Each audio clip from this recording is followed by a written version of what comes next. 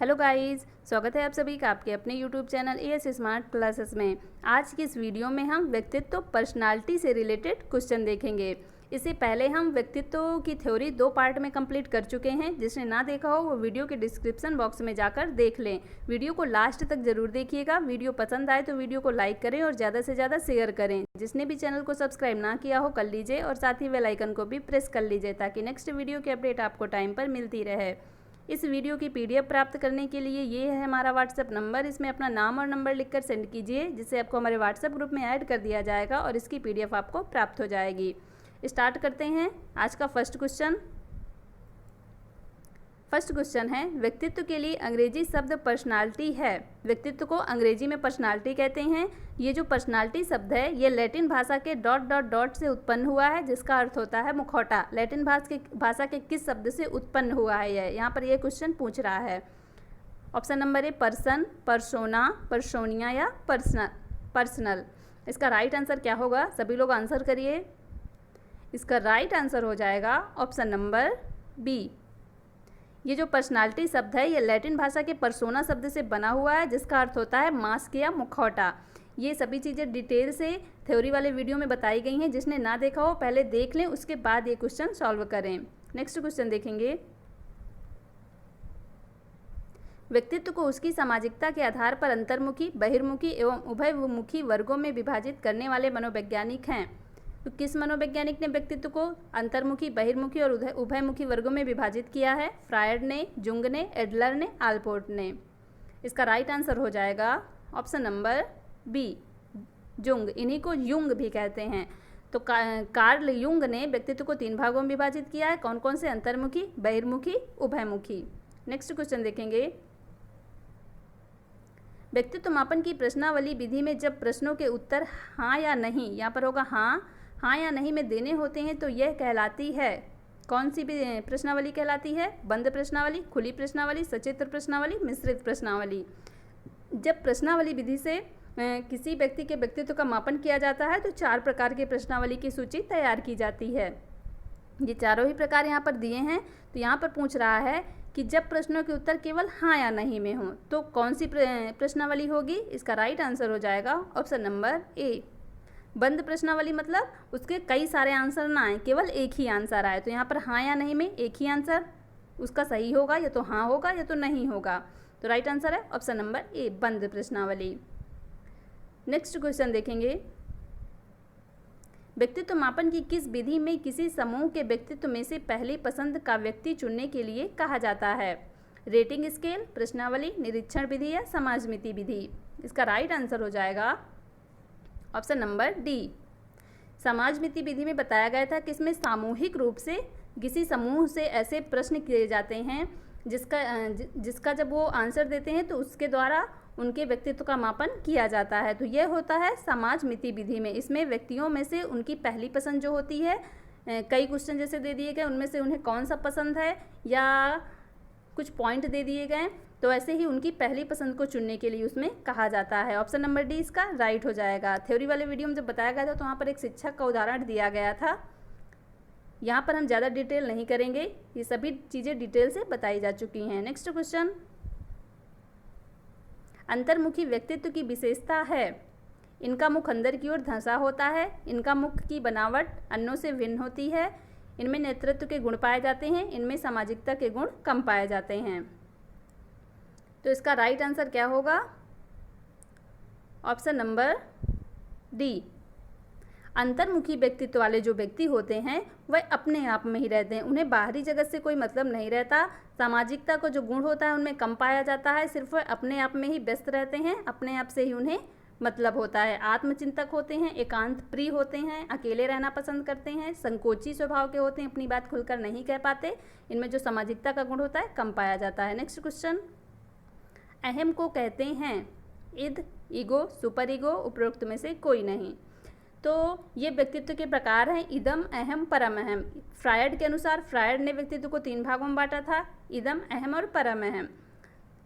तो इद जो है इदम है, ईगो अहम है और सुपर ईगो है परम अहम। तो यहाँ पर पूछा अहम, तो इसका राइट आंसर हो जाएगा option number B. Next question. TAT परीक्षण का निर्माण किसने किया था? टीएटी परीक्षण से व्यक्तित्व का मापन किया जाता है। इसका फुल फॉर्म होता है थीमेटिक परसेप्शन टेस्ट। इस परीक्षण का निर्माण किसने किया था? बिने ने, मॉर्गन व मुरे ने, थॉर्नडाइक ने या स्किनर ने। टीएटी परीक्षण डिटेल से समझाया गया था। इसमें कितने कारणों की संख्या होती है, किसने इसका प्रतिपादन किया था, यह कैसे किया जाता है, ये सभी चीज़ें डिटेल से समझाई जा चुकी हैं। तो आंसर कीजिए, इसका टीएटी परीक्षण का निर्माण किसने किया था? इसका राइट आंसर जो होगा ऑप्शन नंबर बी, टीएटी परीक्षण का निर्माण मॉर्गन व मुरे ने किया था। नेक्स्ट क्वेश्चन, व्यक्तित्व को प्रभावित करने वाले कारक हैं वंशानुक्रम, वातावरण, उपरोक्त दोनों, इनमें से कोई नहीं। तो आधुनिक रूप जो व्यक्तित्व को बताया गया था उसमें व्यक्ति के गुण भी आते हैं और उसकी शारीरिक संरचना भी आती है। तो इसका जो राइट आंसर हो जाएगा ऑप्शन नंबर सी, उपरोक्त दोनों ही व्यक्तित्व को प्रभावित करने वाले कारक हैं। Next question, character and personality नामक पुस्तक किसके द्वारा लिखी गई? किसके द्वारा ये पुस्तक लिखी गई है? गार्डन एवं मर्फी द्वारा, पोलिंस्की द्वारा, वुडवर्थ द्वारा या क्रेशमर द्वारा?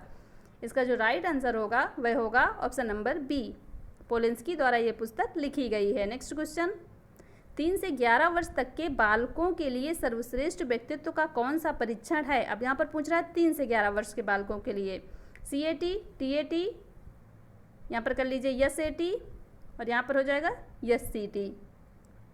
तो इसका राइट आंसर जो होगा option number A, CAT. CAT का फुल फॉर्म होता है चिल्ड्रंस परसेप्शन टेस्ट, इसी को हिंदी में कहते हैं बाल अंतर्बोध परीक्षण। तो ये जो टेस्ट था वह 3 से 11 वर्ष के बालकों के लिए था। चिल्ड्रन मतलब बच्चों के लिए, तो 3 से 11 वर्ष के बालकों के लिए परीक्षण था। नेक्स्ट क्वेश्चन, जिन व्यक्तियों का शरीर मोटा, कद नाटा तथा चित्त आराम पसंद होता है उन्हें किस श्रेणी में रखा जाता है? अब यहाँ पर देखिए क्या कह रहा है कि शरीर मोटा हो, कद में छोटे छोटे हों और आराम पसंद मतलब आराम तलब हों। तो किनकी विशेषता बताई गई थी? ये पुष्टकाय की, स्थूल काय की, कृशकाय की या मिश्रित काय की? इसका जो राइट आंसर होगा वह होगा ऑप्शन नंबर बी, शारीरिक रचना के आधार पर जो व्यक्तित्व का वर्णन किया था वह शेल्डन ने किया था और क्रेशमर ने किया था। तो यहाँ पर जो इसका राइट आंसर है ऑप्शन नंबर बी, स्थूल काय। स्थूल काय जो व्यक्ति होते हैं मोटे होते हैं, नाटे होते हैं और ज़्यादा से ज़्यादा आराम करना पसंद करते हैं। नेक्स्ट क्वेश्चन,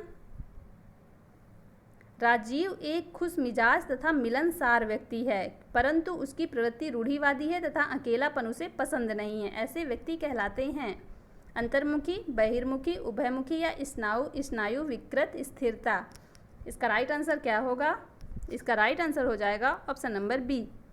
क्या क्या इसमें गुण है? खुश मिजाज है, मिलनसार है, दूसरों से मिलना जुलना पसंद करता है, और क्या है? अकेलापन उसे पसंद नहीं, अकेले रहना नहीं पसंद करता बल्कि लोगों के साथ रहना पसंद करता है। तो ऐसा जो गुण होता है जिनमें वह होते हैं बहिर्मुखी, और अंतर्मुखी जो होते हैं वह अपने आप में ही रहते हैं, आत्मचिंतक, अकेले रहना पसंद करते हैं। तो यहाँ पे इसका राइट आंसर है option number B. Next question, निम्न में से कौन सा प्रकार शेल्डन व्यक्तित्व सिद्धांत में सम्मिलित नहीं है? अब अभी बताया गया कि शारीरिक रचना के आधार पर शेल्डन और क्रेशमर ने, दो लोगों ने व्यक्तित्व का वर्गीकरण किया था। तो यहाँ पर किसका पूछ रहा है? शेल्डन का। गोलाकार एंडोमॉर्फिक, आयताकार मीसोमॉर्फिक, चेंगाकार एस्टोमॉर्फी और लंबाकार एक्टोमॉर्फिक। तो ये जो शेल्डन ने वर्गीकरण किया था व्यक्तित्व का, इन्होंने 3 प्रकार बताए थे। कौन कौन से? गोलाकार, गोलाकार को एंडोमॉर्फिक कहते हैं, और बताया था आयताकार या इसी को सुडौलाकार भी कहते हैं मीसोमॉर्फिक, और लंबाकार एक्टोमॉर्फिक। तो ये तीनों ही प्रकार शेल्डन ने बताए थे। यहाँ पर पूछा कौन सा सम्मिलित नहीं है, तो इसका राइट आंसर हो जाएगा ऑप्शन नंबर सी।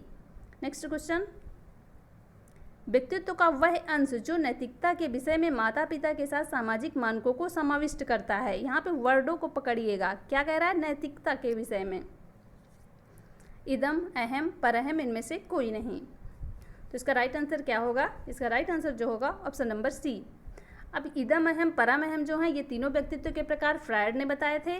इदम में इन्होंने बताया था कि छोटे छोटे जो बच्चे होते हैं उनमें जब बच्चों का जन्म होता है तो केवल इच्छाओं का भंडार ग्रह होता है, आनंद के नियम का पालन करते हैं, केवल वो आनंद चाहते हैं, उनकी इच्छाएं होती हैं, उनकी तुरंत संतुष्टि चाहते हैं। अहम जो होता है, इदम के बाद अहम में बच्चा प्रवेश करता है, वह वास्तविकता के जीवन से जुड़ता है, उसे वास्तविकताएं समझ में आती हैं, और जब वह वास्तविकता भी जान लेता है तो उसके बाद वह पराहम में प्रवेश करता है। पराहम में क्या करता है, वास्तविकता के बाद वह नैतिकता की ओर बढ़ता है। तो यहाँ पर पूछ रहा है नैतिकता, पराहम जो है ये नैतिकता के नियम का पालन करता है, तो ऑप्शन नंबर सी इसका राइट हो जाएगा। नेक्स्ट क्वेश्चन, विषय का तात्कालिक ज्ञान व्यक्ति को नहीं होता, किंतु प्रयास द्वारा प्रत्यस्मरण कर उसे चेतना में लाया जा सकता है। यह स्थिति मन के किस स्तर से संबंधित है? मन के जो 3 प्रकार बताए थे वह भी बताया था फ्रायड ने। कौन कौन से मन? चेतन मन, अचेतन मन और अर्धचेतन मन। फ्रायड ने सर्वाधिक बल अचेतन मन में किया था। इन्होंने कहा था कि जो अचेतन मन होता है वह व्यक्ति के अंदर 90% भाग अचेतन मन का होता है। तो यहाँ पर कह रहा है कि प्रत्यास्मरण द्वारा चेतना में लाया जा सकता है। इसका राइट आंसर हो जाएगा ऑप्शन नंबर सी। चेतन मन में बताया गया था कि जो प्रेजेंट टाइम में चल रहा हो, जो व्यक्ति के दिमाग में चल रहा हो, वह चेतन भाग होता है। अचेतन भाग वह होता है जो अचेतन, मतलब चेतन में कभी नहीं लाया जा सकता, तो वह अचेतन होता है। अर्धचेतन वो होता है जिसे कोशिश करने या दिमाग में जोर देने से उसको चेतन में लाया जा सकता है। तो यहाँ पर कहा जा रहा है कि प्रयास द्वारा प्रत्यस्मरण कर उसे चेतना में लाया जा सकता है, मतलब प्रयास करेंगे तो उसे चेतना में ला पाएंगे। तो राइट आंसर है option number C. Next question, एक व्यक्ति के मन में विचार आता है कि मुझे अध्यापक पर प्रहार करना चाहिए। वह बिना किसी कारण ही पूरी कक्षा के सामने अध्यापक पर हाथ उठा देता है। उस व्यक्ति का व्यक्तित्व स्तर है, क्या होगा? Either, ego, super ego? कहना संभव नहीं। अब ये जो व्यक्ति है इसके मन में आया और इसने कर दिया, ना तो इसे वास्तविकता का ज्ञान होगा, ना तो इसे नैतिकता का ज्ञान होगा। तो इसका जो राइट आंसर होगा ऑप्शन नंबर ए। ईद के अंतर्गत केवल इच्छाएं होती हैं, जो मन आता है वो करते हैं बच्चे। तो यहाँ पर मन आया और उसने कर दिया। अगर वह ईगो या सुपर ईगो में होता तो ईगो में उसे वास्तविकता पता होती कि ऐसा करना गलत है, सुपर ईगो में नैतिकता आ जाती है, तो नैतिकता में भी उसको यह तो मालूम हो जाता है कि क्या सही है क्या गलत है। तो इसका राइट आंसर जो हो जाएगा ऑप्शन नंबर ए। इसी में बच्चा नहीं जान पाता क्या सही है क्या गलत है। नेक्स्ट क्वेश्चन, निम्न में से कौन सा कथन सही नहीं है? ऑप्शन नंबर ए, पराहम सामाजिक अपेक्षाओं तथा आदर्शों का प्रतिनिधित्व करता है। बी, अहम का विकास इदम से होता है। सी, इदम का उद्देश्य किसी भी प्रकार से आवश्यकता की संतुष्टि करना होता है। इदम अहम व परम अहम का कोई संबंध नहीं होता। इसका राइट आंसर क्या होगा? इसका राइट आंसर होगा ऑप्शन नंबर डी, इदम अहम परम अहम। यहाँ पे कह रहा है कोई संबंध नहीं होता, यहाँ पर पूछा है सही नहीं है। इन तीनों का संबंध होता है, क्योंकि सबसे पहले बच्चा जो होता है वह इदम में जाता है, इच्छाओं का भंडार ग्रह, फिर उन्हीं इच्छाओं को जब वास्तविक संसार से जुड़ता है तो वास्तविकता के बारे में समझता है, अहम में जाता है, और फिर अहम से जुड़कर ही वह परम अहम में जाता है। तो ये तीनों एक दूसरे से संबंधित होते हैं। इसका राइट आंसर हो जाएगा option number D. Next question, वात कफ पित्त वर्गीकरण है। व्यक्तित्व के ये 3 वर्गीकरण किसके आधार पर किए गए हैं? वेद के आधार पर, कर्म के आधार पर, आयुर्वेद के आधार पर या प्रवृत्ति के आधार पर? तो इसका जो राइट आंसर होगा वह होगा ऑप्शन नंबर सी। आयुर्वेद के आधार पर व्यक्तित्व को 3 भागों में बांटा गया है, वात, पित्त और कफ। नेक्स्ट क्वेश्चन, आधुनिक दृष्टिकोण से सर्वाधिक उचित व्यक्तित्व होता है। आधुनिक दृष्टिकोण से यहाँ पर पूछ रहा है सदैव कर्मठ, विचारशील, भावुक, संवेगी, स्थिर। इसका जो राइट आंसर होगा वह होगा ऑप्शन नंबर डी। सर्वाधिक उचित व्यक्तित्व उसका होगा जो संवेगात्मक रूप से स्थिर होगा, उसके संवेग परिवर्तनशील नहीं होंगे, उसके संवेग स्थिर होंगे। तो right answer option number D. Next question, समाज मिति विधि के प्रवर्तक हैं मुरेनो, वुंड, युंग या कैटल? समाज मिति विधि बताई गई थी, क्या होती है? यह सामूहिक रूप से परीक्षण किया जाता है। ये भी इस विधि के जो प्रवर्तक हैं वह हैं मुरेनो। ऑप्शन नंबर इसका राइट हो जाएगा। नेक्स्ट क्वेश्चन, रमेश एक दुबला पतला लंबे कद का व्यक्ति है जो सपनों की दुनिया में खोया रहता है। रमेश के यह गुण निम्न में से किस प्रकार के व्यक्तित्व के अंतर्गत आते हैं? स्थूलकाय, पुष्टकाय, विशालकाय या फिर कृष्टकाय? इसका राइट आंसर क्या होगा? इसका जो राइट आंसर हो जाएगा वह हो जाएगा ऑप्शन नंबर डी। इस प्रकार के व्यक्तित्व जो आते हैं वे किसके अंतर्गत आते हैं? कृष्टकाय के अंतर्गत। नेक्स्ट क्वेश्चन देखेंगे, एक नवजात शिशु में मूल प्रवृत्तियाँ पाई जाती हैं। अहम ईगो प्रवृत्ति, पराहम प्रवृत्ति, ईद प्रवृत्ति, उपरोक्त में से कोई नहीं। इसका राइट आंसर क्या होगा? यहाँ पर पूछ रहा है नवजात शिशु, जब किसी बच्चे का जन्म होता है तो छोटे छोटे बच्चे जो होते हैं उनमें किस प्रकार की प्रवृत्तियाँ पाई जाती हैं? इच्छाओं का भंडार गृह। तो इसका राइट आंसर जो हो जाएगा इच्छाओं का भंडार गृह होता है ईद। ऑप्शन नंबर सी इसका राइट हो जाएगा। नेक्स्ट क्वेश्चन, लिखने की भूल, बोलने की भूल, वस्तुओं को गलत स्थान पर रखने की भूल इत्यादि को फ्रायड ने किस मन से संबंधित किया है? चेतन, अचेतन, अर्धचेतन, ईगो। इसका राइट आंसर क्या होगा?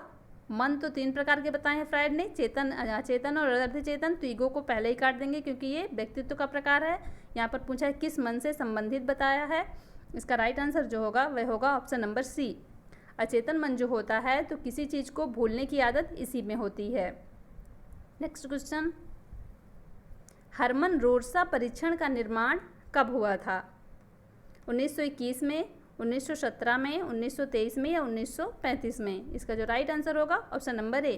थ्योरी वाले वीडियो में बताया गया था हरमन रोरसा स्याही धब्बा परीक्षण के प्रतिपादक हैं और इन्होंने इस परीक्षण का निर्माण 1921 ईस्वी में किया था। नेक्स्ट क्वेश्चन, हमारे मस्तिष्क का चेतन भाग होता है। अब यहाँ पर देखिए चेतन भाग, चेतन मन, अचेतन मन और अर्धचेतन मन। तो ये जो फ्रायड हैं इन्होंने सबसे ज़्यादा जो बल दिया है वह अचेतन मन पर दिया है। इन्होंने कहा है कि व्यक्ति में 90% अचेतन मन होता है और 10% होता है चेतन मन। तो यहाँ पे पूछ रहा है चेतन मन का भाग कितना होता है? 1/10 भाग, 2/9 भाग, 3/10 भाग या 5/5 भाग? इसका जो राइट आंसर हो जाएगा ऑप्शन नंबर ए। चेतन मन जो होता है 1/10 भाग होता है और जो अचेतन मन होता है वह 9/10 भाग होता है। नेक्स्ट क्वेश्चन, समाजशास्त्री दृष्टिकोण से स्प्रेंगर ने व्यक्तित्व के कितने प्रकार बताए हैं? अब यहाँ पर देखिए स्प्रेंगर के अनुसार पूछा जा रहा है।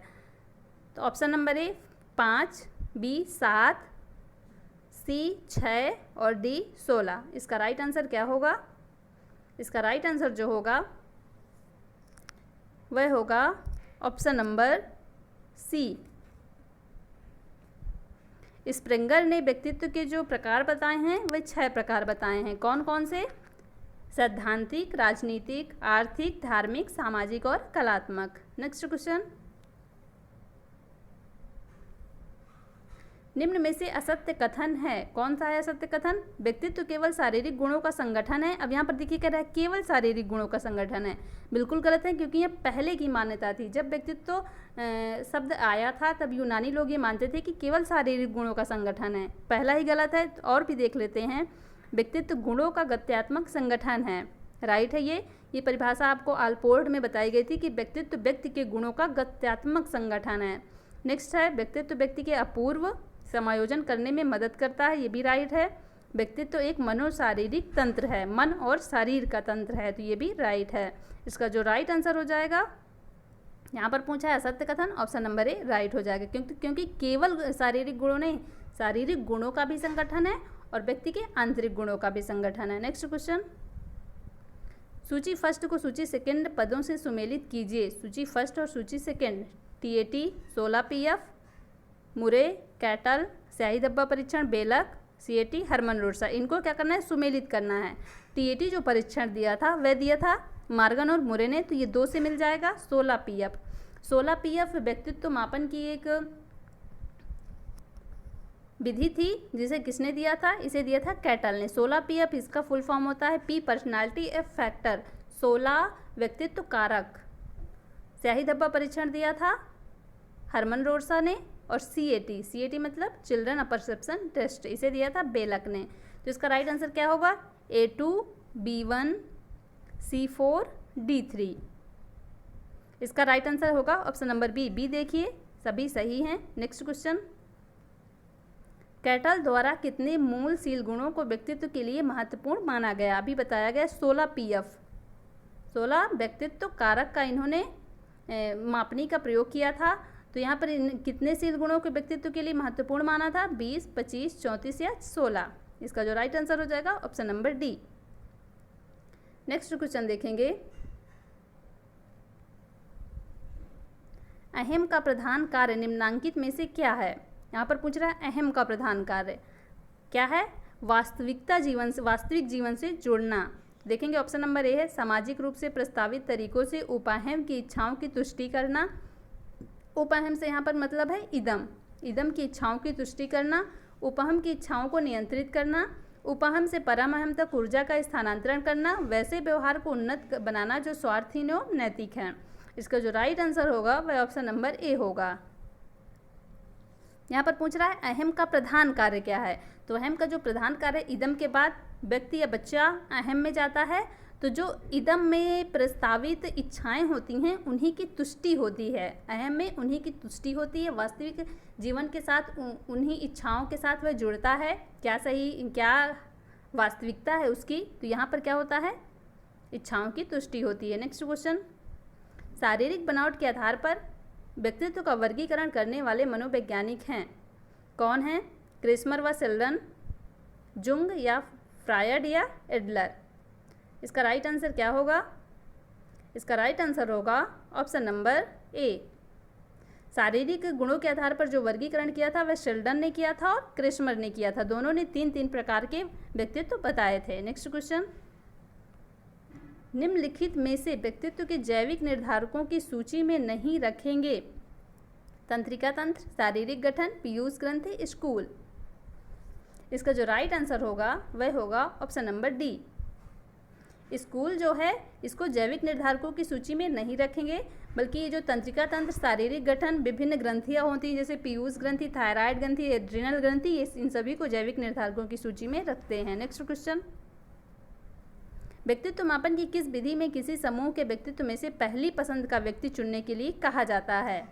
रेटिंग स्केल, प्रश्नावली, निरीक्षण विधि, समाजमिति विधि। ये क्वेश्चन रिपीट हो गया है। इसका जो राइट आंसर होगा वह होगा ऑप्शन नंबर डी। समाजमिति विधि में व्यक्तियों सामूहिक रूप से बच्चों को उनकी पहली पसंद चुनने के लिए कहा जाता है। नेक्स्ट क्वेश्चन, पराहम व्यक्तियों के निम्नलिखित में से किस एक पक्ष का प्रतिनिधित्व करता है? अब यहाँ पर देखिए परहम, इदम, अहम, परहम। परहम लास्ट वाला है तो किसका प्रतिनिधित्व करता है ये? नैतिक का, धार्मिक का, मूल प्रवृत्त्यात्मक का या अतार्किक का? इसका राइट आंसर अब तो तुरंत बता सकते हैं। इदम आनंद के नियम का पालन करता है, अहम वास्तविकता के नियम का पालन करता है और परहम नैतिकता के नियम का पालन करता है। तो ऑप्शन नंबर ए इसका राइट हो जाएगा। नेक्स्ट क्वेश्चन, TAT निम्नलिखित में से किसका समुच्चय है? 31 काली व श्वेत तस्वीरें तथा एक रिक्त कार्ड, 30 काली व श्वेत तस्वीरें व एक रिक्त कार्ड, 32 काली व श्वेत तस्वीरें, 30 काली व श्वेत तस्वीरें। TAT जो परीक्षण था, थीमेटिक और परसेप्शन टेस्ट, इसमें कुल 31 कार्ड होते थे, जिसमें से 30 कार्ड जो होते थे वह रंगीन होते थे, एक कार्ड सादा होता था या रिक्त कार्ड होता था। बताया गया था, इसे दिया था मार्गन और मुरे ने। तो इसका राइट आंसर जो हो जाएगा ऑप्शन नंबर बी। ये जो 30 कार्ड होते थे इसमें तस्वीरें होती थी और एक कार्ड खाली होता था। नेक्स्ट क्वेश्चन, ऐसे व्यक्ति जिनके अंतर्मुखी एवं बहिर्मुखी दोनों वर्गों की विशेषताएं पाई जाती हैं उन्हें मनोवैज्ञानिकों ने कहा है। अब यहाँ पर देखिए अंतर्मुखी की विशेषताएं भी पाई जाती हैं और बहिर्मुखी भी। अंतर्मुखी और बहिर्मुखी भी बताया जा चुका। तो जिनमें ये दोनों विशेषताएं पाई जाती हैं उनको मनोवैज्ञानिकों ने क्या कहा है? अधोमुखी, सर्वमुखी, उभयमुखी, उपरोक्त में से कोई नहीं। इसका जो राइट आंसर होगा ऑप्शन नंबर सी, उभयमुखी उनको कहा गया है। नेक्स्ट क्वेश्चन, मजबूत मांसपेशियों एवं हड्डियों वाले सक्रिय, परिश्रमी एवं साहसी व्यक्ति शेल्डन के किस वर्ग में सम्मिलित हैं? एंडोमार्फिक, इन्हीं को हिंदी में कहते हैं गोलाकार या कोमल। अब कोमल जो होंगे वह तो इसके अंतर्गत आएंगे नहीं, क्योंकि यहाँ पर क्या कह रहा है? मजबूत हड्डियों वाले। नेक्स्ट है मेसोमॉर्फिक, इसमें आते हैं आयताकार या शुडौलकार। नेक्स्ट है एक्टोमॉर्फिक, एक्टोमॉर्फिक में आते हैं लंबाकार। डी उपरोक्त में से कोई नहीं। इसका जो राइट आंसर होगा वह होगा ऑप्शन नंबर सी। क्वेश्चन में कह रहा है मजबूत मांसपेशियों, हड्डियों वाले, सक्रिय व्यक्ति, परिश्रमी व्यक्ति तथा साहसी व्यक्ति, ये शेल्डन के एक्टोमॉर्फिक वर्ग में आते हैं। इनको हिंदी में लंबाकार कहते हैं। नेक्स्ट क्वेश्चन, एकांतप्रिय, संकोची, आदर्शवादी तथा आत्मगत दृष्टिकोण वाले व्यक्ति जुंग के व्यक्तित्व वर्गीकरण के किस वर्ग में आते हैं? अब देखिए यहाँ पर क्या क्या विशेषताएं दी गई। एकांतप्रिय, अकेले रहने वाले। संकोची स्वभाव, मतलब अपनी बातें दूसरों से ना कह पाने वाले। आदर्शवादी, आत्मगत, अपने आप में रहने वाले। ये व्यक्ति किसके अंतर्गत आते हैं? अंतर्मुखी, बहिर्मुखी, उभयमुखी, उपरोक्त सभी। तो ये जो विशेषताएं हैं वह हैं अंतर्मुखी व्यक्तियों की। ऑप्शन नंबर ए राइट हो जाएगा। नेक्स्ट क्वेश्चन, बाल अंतर्बोध परीक्षण को संशोधित करके भारतीय परिस्थितियों के अनुकूल किसने बनाया? बाल अंतर्बोध परीक्षण कौन सा है? CAT, children's perception test. तो इसको संशोधित करके भारतीय परिस्थितियों के अनुकूल किसने बनाया? याद रखिएगा, प्रोफेसर शंकर ने, उमा चौधरी ने, डॉक्टर आशीर्वादम ने या डॉक्टर जलोटा ने। इसका जो राइट आंसर हो जाएगा वह हो जाएगा option number B, Uma Chaudhary ने उसको भारतीय परिस्थितियों के अनुकूल बनाया था। नेक्स्ट क्वेश्चन, निम्नलिखित में से प्रश्नावली विधि का प्रकार नहीं है? खुली प्रश्नावली, बंद प्रश्नावली, आश्रित प्रश्नावली या मिश्रित प्रश्नावली। तो प्रश्नावली की जो प्रकार बताए गए हैं वह 4 प्रकार बताए गए हैं। एक तो खुली है, एक बंद है, एक मिश्रित है और एक चित्रात्मक प्रश्नावली थी, आश्रित प्रश्नावली नहीं थी। तो इसका जो राइट आंसर होगा वह होगा option number C. Next question, व्यक्तित्व के प्रासंगिक बोध परीक्षण में 30 होते हैं, यहाँ पर होगा 30 कार्ड होते हैं। प्रासंगिक बोध परीक्षण है TAT को ही हिंदी में प्रासंगिक बोध परीक्षण कहते हैं। तो इसमें 30 कार्ड होते हैं जिनमें 10 महिलाएं, 10 पुरुषों और 10 दोनों के लिए हैं, 15 महिलाओं के लिए व 15 पुरुषों के लिए हैं, सभी 30 महिलाओं एवं पुरुषों दोनों के लिए हैं, 20 बड़ों के लिए व 10 बच्चों के लिए हैं। तो इसका क्या बताया गया था कि 30 जो कार्ड होते हैं उसमें 10 महिलाओं के लिए होते हैं, 10 पुरुषों के लिए होते हैं और 10 दोनों के लिए होते हैं। तो ऑप्शन नंबर ए इसका राइट हो जाएगा। नेक्स्ट क्वेश्चन, स्याही धब्बा परीक्षण में कितने कार्ड होते हैं? 5, 8, 30 या 10। तो इसका राइट आंसर क्या होगा? इसका राइट आंसर जो बताया गया था स्याही धब्बा परीक्षण में, कितने कार्ड बताए गए थे? 10 कार्ड। स्याही धब्बा परीक्षण में 10 कार्ड होते हैं, जिसमें से 5 कार्ड जो होते हैं वह काले होते हैं, 2 कार्ड काले व लाल होते हैं और 3 कार्ड विभिन्न रंगों के होते हैं। Right answer option number D. Next question, किसी बच्चे का व्यक्तित्व वंशानुक्रम और वातावरण का क्या होता है? अब ये जो व्यक्तित्व होता है ये वंशानुक्रम और वातावरण का क्या होता है? योगात्मक प्रतिरूप, गुणात्मक प्रतिरूप, ऋणात्मक प्रतिरूप या धनात्मक प्रतिरूप। इसका जो राइट आंसर होगा वह होगा ऑप्शन नंबर बी।